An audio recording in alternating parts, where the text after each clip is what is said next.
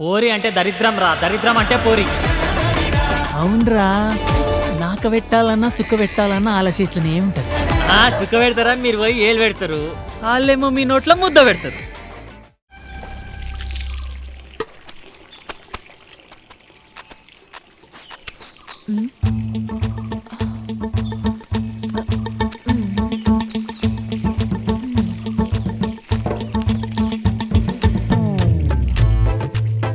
ప్రియ సఖి సరోజ, తుమ్మెదను పువ్వు ఆకర్షించినట్టు, అలలను కడలి ఆకర్షించినట్టు నీ రూప లావణ్యాలకు నాలోని అణువణువు ఆకర్షితమైంది. ఈ రోజు సాయంకాలం చెకోరీ చెట్టు దగ్గర నీ కోసం ఎదురు చూస్తూ ఉంటాను. నీ రాక కోసం పరితపిస్తున్న నీ ప్రియమైన సహదేవ.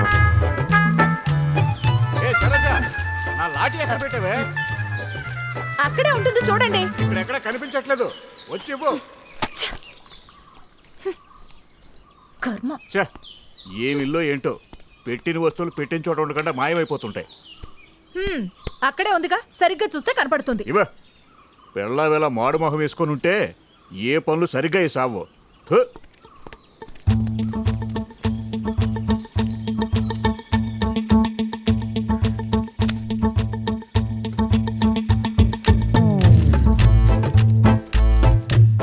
సహదేవా, నువ్వే నా మనసులో ఉన్న మహాదేవా.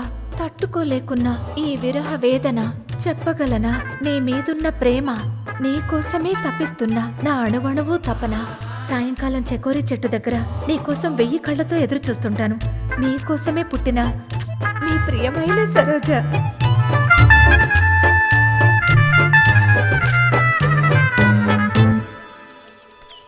సార్, నాకున్న అనుభవంతో చెప్తున్నాను, 90% కేసులు సాల్వ్ చేయడానికి సైకాలజీ టెస్ట్ చాలు. ఏంటా సైకాలజీ టెస్ట్?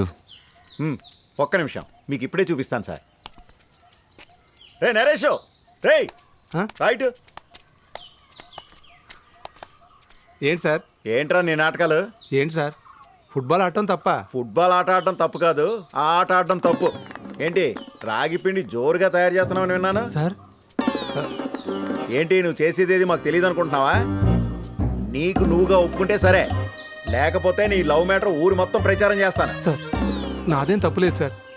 ఆ రైస్ మిల్ దగ్గరికి వడ్లాడించుకోవడానికి వచ్చినప్పుడు కరెంటు పోయింది సార్. ఆ చీకట్లో తప్పు జరిగిపోయింది సార్. సార్, వాళ్ళ నాన్నకు మాత్రం చెప్పొచ్చు sir. Please sir, please sir, నాదేం తప్పులేదు సార్. తనే నా మీదకి వచ్చి పడింది. చూసారా సార్, సింపుల్ గా ఒక రాయి సిస్తే పండు ఎలా పడిపోయిందో. వాడి బట్ల వాడే విప్పుకున్నాడు. అవును, అతని మాటలకి నువ్వెందుకు అన్ని ఒప్పేసుకున్నావు?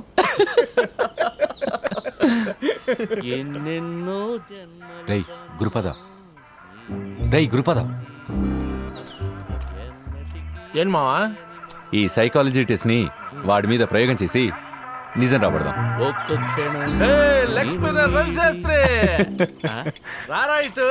వస్తున్నా అన్న. ఏంటరా టీయమంటావా? ఏంట్రా, నువ్వు ఎవరు, ఏ ఊరు, వీళ్ళెవరికి తెలియదు అనుకుంటున్నావా? ఏయ్, నువ్వేం చేస్తున్నావో, నీ విషయాలు ఎంతో ఇంచు అన్నీ తెలుసు మాకు. అన్ని ఫోటోలు తీసేస్తాం మేము. ఎన్ని రోజుల నుంచి పని చేస్తున్నారు మీరు? ఏం పని అన్నా? ఏయ్, నిజం ఒప్పుకుంటే సరే, లేకపోతే నీ 2 చేతులు విరగొట్టేస్తా.